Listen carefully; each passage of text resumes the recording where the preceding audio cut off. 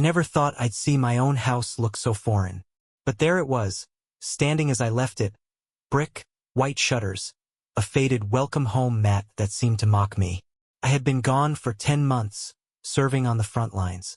Every letter from her had been a lifeline, each one assuring me that everything was fine, that she and little Ellie were doing well, and that I was her hero. The last letter from her, though, felt off. It wasn't just her words. I've made new friends in town who've been such a help.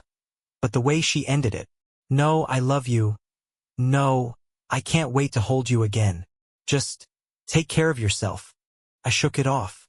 War makes you paranoid, I told myself. When I got the opportunity to come home earlier than expected, I was ecstatic. I'd surprise her. No letters, no warnings. I just wanted to walk through that door and see her face light up. Instead, when I turned the corner to my street, what I saw froze me in place. There, parked in the driveway, was a beat-up old truck. It wasn't mine, and as I got closer, I could hear laughter, hers, and a man's voice, deep and unfamiliar. My heart raced. I thought about turning around. Maybe I was mistaken, but curiosity and a gnawing fear propelled me forward. I didn't knock. I pushed the door open, and there she was, standing in the kitchen, smiling at a man I didn't recognize. Her hand rested casually on his shoulder. His hand was on her waist. She turned when she heard the door, and the color drained from her face. "Jack?" she whispered, as if she couldn't believe I was real. The man stepped back, looking me up and down like I was some stranger intruding in their home. I glanced down at my uniform, dusty, creased, proof of the life I'd been living while they couldn't move, couldn't speak. I just stood there, staring at the woman I thought I knew, the home I fought to protect, and the man who had taken my place. "Jack, I didn't expect you." Her voice was trembling, but she made no move toward me. No rush of relief. No imbras. Just guilt, raw and painted across her face like a scarlet letter. The man, tall and wiry with a scruffy beard, shifted uncomfortably. "Who's this?" he asked her, his tone trying to be casual but betraying his nervousness.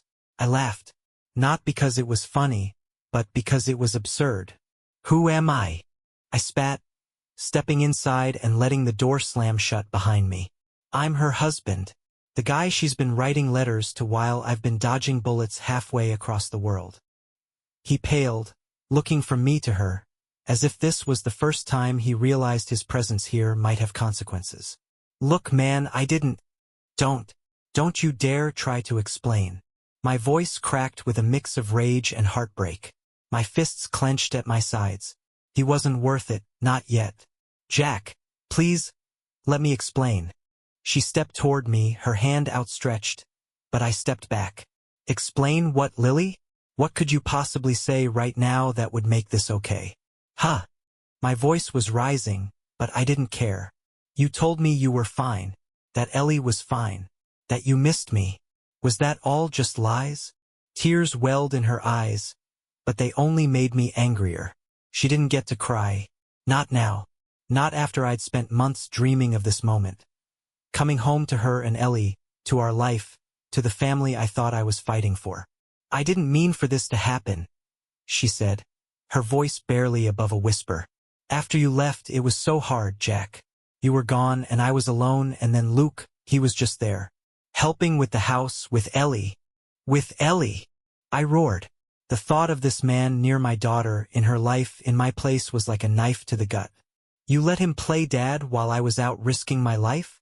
Don't you dare talk to her like that." Luke snapped suddenly, his bravado returning. "She needed someone. You weren't here." Before I even realized it, I had closed the distance between us. My fist connected with his jaw, sending him staggering backward into the counter. Lily screamed as he grabbed his face. "You need to leave. Now." I growled, my voice low and dangerous. He hesitated, looking to Lily for some kind of reassurance, but she just stood there, frozen. Finally, he grabbed his jacket and stormed out the back door, slamming it behind him. The silence that followed was deafening.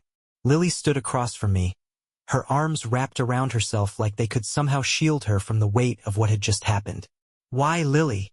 My voice broke as I finally asked the question I didn't want to face. "Wasn't I enough? Wasn't this enough?" She didn't answer. She just sank into a chair at the table, her head in her hands, sobbing. The sound of small footsteps on the stairs pulled my attention. Ellie appeared at the top, clutching her stuffed bear, her sleepy eyes widening when she saw me. "Daddy?" she said, her voice full of confusion and hope. My heart ached, but I forced a smile. "Hey, sweetheart, come here." She raced down the stairs and into my arms, and for a moment, everything else disappeared. I held her tightly, breathing in the scent of her hair, feeling her little arms around my neck. She was my anchor in the storm, the one thing that still felt real. But as I looked over her shoulder at Lily, I knew things would never be the same again. I held Ellie as long as I could, savoring the innocence of her embrace, but I knew I couldn't shield her from the storm forever. When she finally fell back asleep in her bed, clutching her stuffed bear, I returned to the kitchen. Lily was still sitting there, her face streaked with tears. The sight of her like that would have broken me once, but now it just felt hollow. "Talk," I said, my voice cold and steady. "Tell me everything."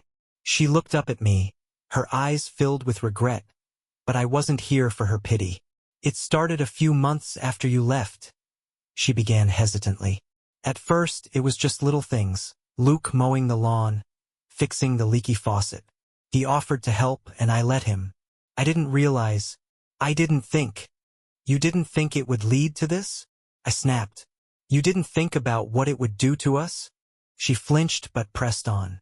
"I was lonely, Jack. You were gone, and I was trying to hold everything together by myself.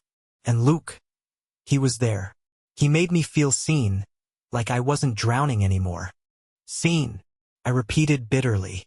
"I was halfway across the world fighting to keep you and Ellie safe. You don't think I felt alone? You don't think I felt like I was drowning?" Her silence spoke volumes. I shook my head, the weight of her betrayal pressing down on me. "So what now, Lily? Was he just a distraction? Or do you actually want to be with him?" She hesitated, and my stomach dropped. "I don't know," she admitted, her voice barely audible. "I don't know what I want anymore." I laughed, the sound bitter and sharp. "Well, that's convenient, isn't it? You get to play house while I'm gone, and now you don't even have to choose. I'll make it easy for you, Lily." "What are you saying?" she asked, her voice trembling. "I'm saying I'm done." The words came out harsher than I intended, but I didn't regret them. "I'll pack my things. I'll be gone by morning." Her face crumpled, but I turned away. I couldn't bear to see her tears anymore.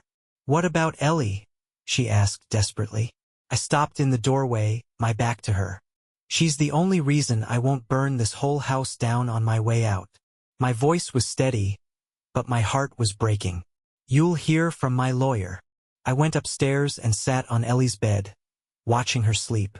The rise and fall of her chest was the only thing grounding me in that moment. How could I leave her? How could I stay? In the end, I packed a bag and walked out the door before sunrise. Lily didn't try to stop me, and I didn't look back.